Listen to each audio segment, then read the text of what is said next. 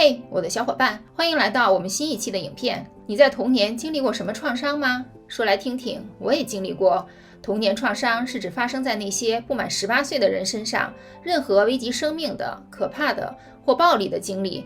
我不知道你是怎么想的，但我已经注意到，这导致了我作为一个成年人处理某些情况的方式不同了。这支影片就来说说童年创伤是如何影响一个人看待世界方式的。1.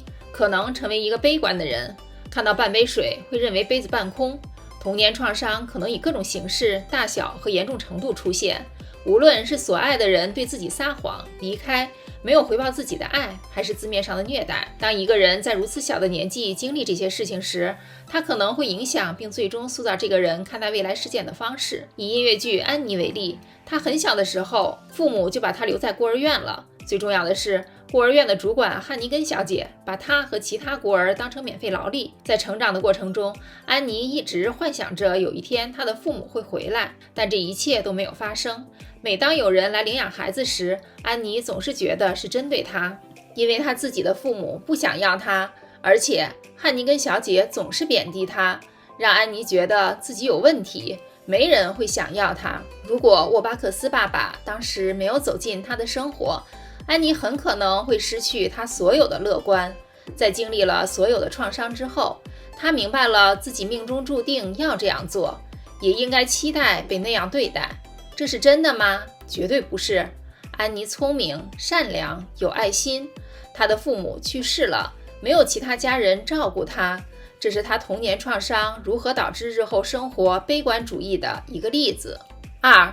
由于精神和身体状况，可能会感知到有限的世界。不幸的是，童年创伤是导致精神疾病的一大原因，它可以引发焦虑、抑郁、精神疾病，甚至创伤后应激障碍。研究人员还发现，童年创伤会导致肺部疾病、心血管疾病、关节炎、高血压，甚至癌症等身体健康状况。比方说，童年的一件事让一个人患上了创伤后应激障碍和焦虑，仅此一点就能让这个人避免某些会让自己恐慌的事件或情况。由于胃酸反射和肠易激综合症等胃肠道疾病通常与焦虑和创伤后应激障碍有关，这些身体症状也会对患者的日常生活产生很大影响。肠易激症会让患者少吃很多种类的食物，影响出门的时间，这可能会让我们在第一点中讨论的悲观情绪变得更糟。我们保持身体健康和心理健康是非常重要的。你今年体检了吗？这是对大家友好的提醒，每年都该有一份体检报告的，对吧？3. 觉得没有人在自己身边，知道自己是什么类型的粘人吗？通常，一个人可以从与父母的关系中了解到自己的粘人类型，因为父母是一个人一出生身边遇到的第一波人。山姆很坚定地认为自己的母亲有自恋和边缘型人格障碍。当山姆在学校表现得很好时，妈妈会对他充满爱意和赞美，并向其他父母吹嘘他们有多好。然而，如果山姆没有考虑到他们的妈妈，山姆就会被说他们自私和不体贴。由于这种不一致，山姆可能会认为他们只因为他们做了什么而被爱，而不是因为他们是谁。成年后，他们可能需要在他们的关系中得到很多保证，因为他们在童年时得到的是这种飘忽不定的爱。4. 觉得自己挣扎着在这世上活着。